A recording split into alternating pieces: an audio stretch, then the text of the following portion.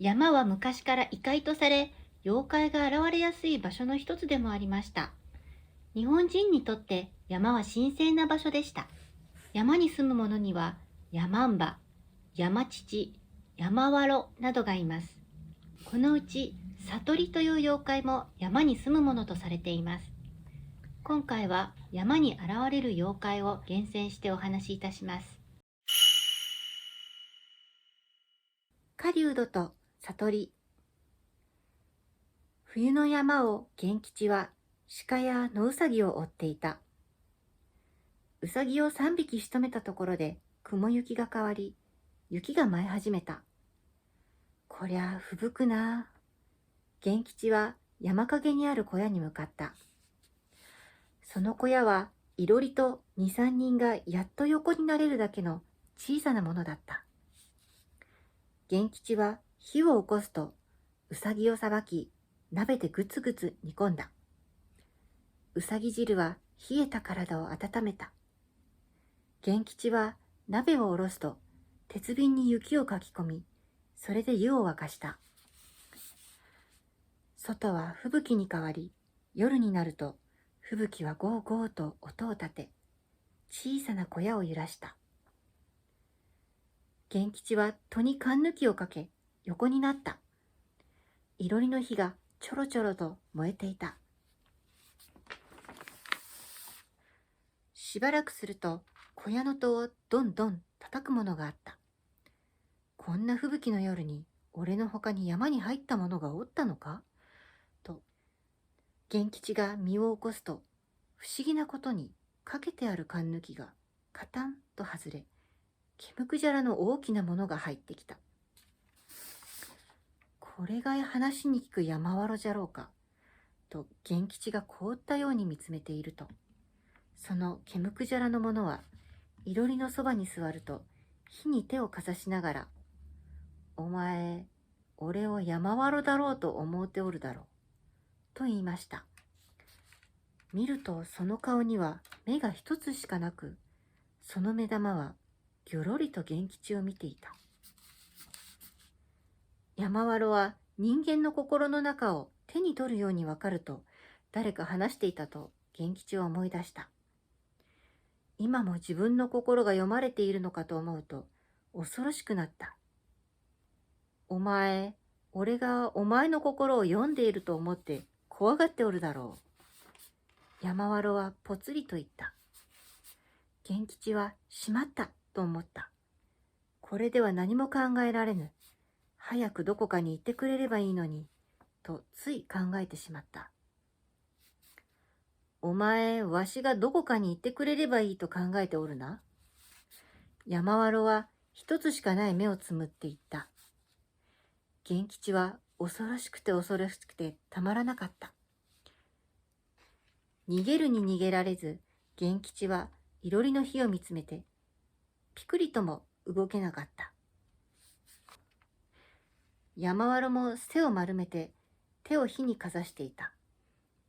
聞こえてくるのはビュービューという小屋の外の吹雪の音と、パチパチという焚き木の燃える音、そして鉄瓶の湯が立てるシューシューという音だけだった。そのうちいろりの火が小さくなった。源吉はそばにあった焚き木を取ると、膝に当てパキンと2つに折った。すると木の破片が飛んで山わろの大きな一つ目に飛び込んだ。山わろは驚き目を押さえた。ああ、いてえ。人間ってやつはなんてことをするんだ。山わろはそう叫ぶと小屋の外に逃げていった。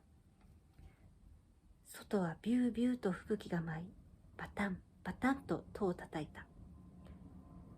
いろりの火がパチパチ音を立て燃えていた。源吉は戸を閉めるとかんぬきをかけ、ふーとため息をついた。